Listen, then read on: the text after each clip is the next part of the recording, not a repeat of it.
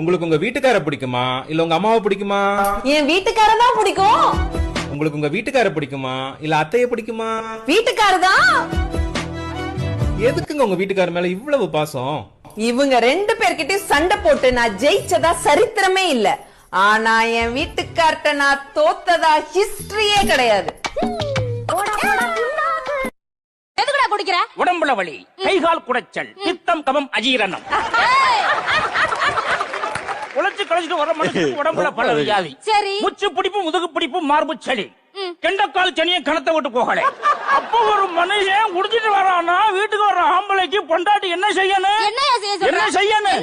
ஐயோ நம்ம புருஷன் வந்துட்டாங்களே, அவரு நசுக்கி கோழி குஞ்சிய நசுக்கி ஒரு சூப்பு வச்சு ஊத்துவான்.